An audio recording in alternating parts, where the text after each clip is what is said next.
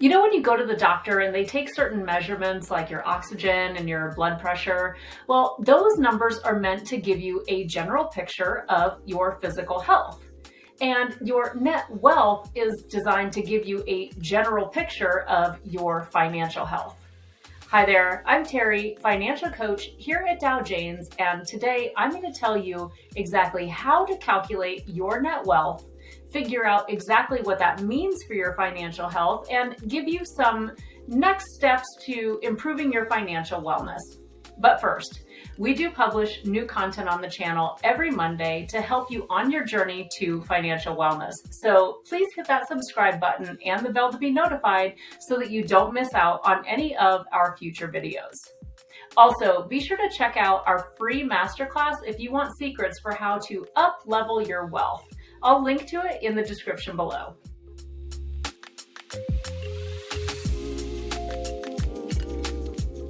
So what exactly is net wealth?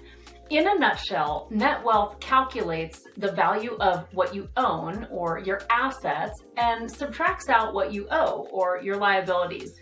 It's often called net worth, but we try to avoid that phrasing because it actually has no representation of what you're worth. You are a valuable human being regardless of what you own or how much debt you have. So why does knowing your net wealth matter? Well, your net wealth isn't just a vanity metric. It's actually a really important financial metric to help you understand your financial health and assess your overall financial decisions moving forward. Net wealth is a useful tool that can be used in examining your overall financial health, assessing your wealth, your financial stability, and your ability to meet your financial goals. So how do you calculate your net wealth? First, you want to list out all of your assets. Write down everything that you own, and that's going to include things like your cash and checking savings accounts, any investments that you have like stocks, bonds, 401k, retirement plans, etc. Also, any real estate that you own. You want to write down the market value of that real estate, and you can get that from websites like Redfin or Zillow. Same for vehicles. Write down the market value of your vehicle. Kelley Blue Book is a great website to get that information. Put down any personal property that you might have. If you have valuable jewelry or art, maybe musical equipment, any kind of collection that would be worth something. And then also, if you have any business interests, that's also one of your assets. Next, calculate the value of all of your assets. This is pretty straightforward. Just go through the list of everything that you wrote down and total it all up. Then we're going to do the same thing for your liabilities. Include all of your debts or financial obligations. So this can include mortgages, which is the outstanding balance on your mortgage, any loans that you might have like personal loans, vehicle loans, student loans, etc. Then write down your credit card balances. I think it's helpful if you write down the balance for each and every card individually. Any other debts that you have, maybe like family loans or anything else, write those down and then calculate the total just like you did with assets. Add them all up. The next step in determining your net wealth is to subtract your liabilities from your assets. So the formula is just total assets minus total liabilities equals your net wealth. So let's say that your assets equal $500,000 and you have $1,000 in liabilities. That means that your net wealth is $400,000. There are also net wealth calculators available online that will do this for you, and I'll link to some in the description below as well. The resulting number is your net wealth. If that value is positive, it means that you have more assets than you do liabilities, but if it's negative, that means that your liabilities exceed your assets. So what does your net wealth mean? Well, first, let's talk about what it does not say about you. If it's negative, it does not mean that you are irresponsible or bad with money. It is not a measure of your worth as a person or what you are capable of.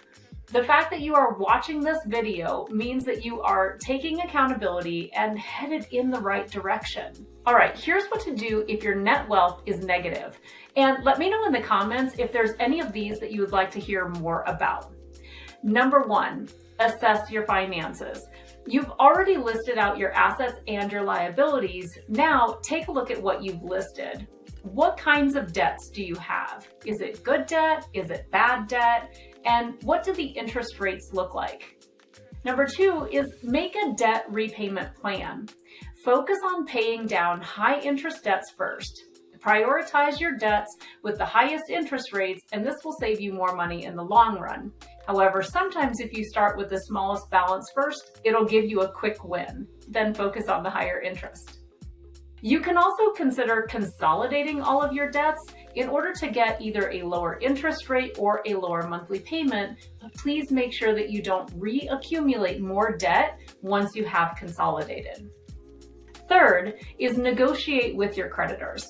If you are struggling to make payments, reach out to your creditors and discuss your situation. They might be willing to negotiate lower rates or even lower monthly payments in order to help meet you with your financial capability. Tip number 4 is to create a budget. You want to develop that realistically outlines your income, your expenses, and your debt payments.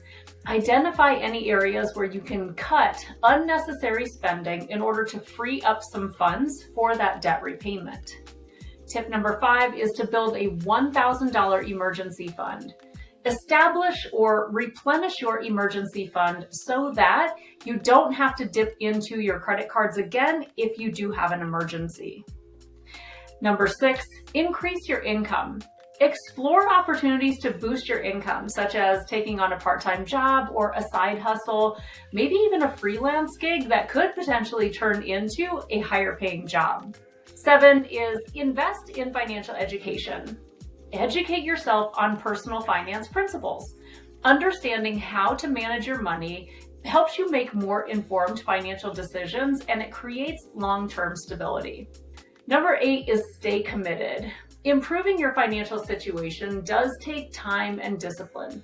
Stay committed to the plan and celebrate your small victories along the way. Remember that overcoming a negative net wealth is a gradual process, and it requires careful planning and commitment. I will tell you, when I was paying off more than $200,000 in debt, it took over 6 years. I had to celebrate a lot of small little wins in order to keep going for the long haul. Now, here's what to do if your net wealth is positive. First, congratulations on achieving a positive net wealth. That indicates a really strong financial foundation, but that doesn't mean that you can just sit back and relax and take it easy. You still need to take action in order to make sure that you're continuing to build wealth and set yourself up for long-term success. Here are some steps that you can consider to optimize and manage your positive net wealth. And let me know in the comments if there are any of these that you would also like to learn more about. Number 1, diversify your investments. Explore diverse investment options to minimize your risk and maximize your returns. Consider a mix of stocks, bonds, real estate, or other investment vehicles based on your financial goals and your risk tolerance. If you're not sure how to diversify your investment portfolio, we have a video on that, which I will link in the description. Second is review and update your financial goals. Reassess your financial goals and adjust them based on your current situation. Whether it is saving for retirement or education or other long-term goals, ensure that your goals align with your current financial position. Third is build up your emergency fund. How much do you have in your emergency fund? Ideally, you want to have enough to cover you for at least 3 to 6 months of expenses. If you're in a position where you have an inconsistent income, like an entrepreneur or a freelancer, you may actually want to save more. You want to make sure that you have enough saved up so that you feel comfortable and you don't have to dip into your savings whenever you need to replace the roof or if your hours get cut. Fourth is continue to save and invest. continue to save and invest wisely. You don't want to let off the gas just because you're doing well right now. Automating your savings and making sure that you're constantly contributing to your investment accounts will help you build wealth and set up a consistent habit. Number 5, invest in financial education. Invest time in expanding your financial knowledge. Stay informed about investment strategies, market trends, and financial planning in order to make informed decisions about managing your wealth. Of course, we have programs here at Dow Janes like $1 Million Year or Wealth Building Accelerator that help you do just that. Let me know in the comments if you want to learn more about those. 6 is build up your retirement savings. No matter how young or old you are, it is important to consistently set aside money for retirement. Trust me, it is going to be here before you know it, and you want to be prepared. Now, as a general rule, if you are in your 20s, save 15% of your pre-tax income every month. If you're just starting to save for retirement in your 30s, you're going to want to save about 20% of your pre-tax income. And if you are starting to save for your retirement later in life, like your 40s or your 50s, you might need to save even more because your money is going to have less time to grow before retirement.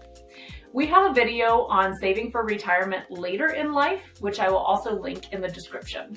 You can use an online retirement calculator to figure out exactly how much money you should be saving every month, which makes it easier. Tip number 7 is to create a weekly money ritual. Schedule regular time to review your financial plan, your bills, your investment portfolio, and your overall financial health. Adjust your strategies as needed based on changes in your life or the financial landscape. Remember, positive net wealth is a really valuable foundation, but it does require ongoing attention and management. Regularly reassess your situation, adapt your strategies, and stay disciplined in your financial habits to continue building and preserving your wealth. I hope that this has helped you to better understand your financial position and how you can best move forward on your financial journey. I'll put 2 more videos up that you may also enjoy on the screen. Be sure to check them out and stay focused to meet your financial goals. And like I said, if you want tips for how to up-level your financial wellness and wealth building, be sure to check out our free masterclass. I will leave a link in the description. Thanks so much for watching.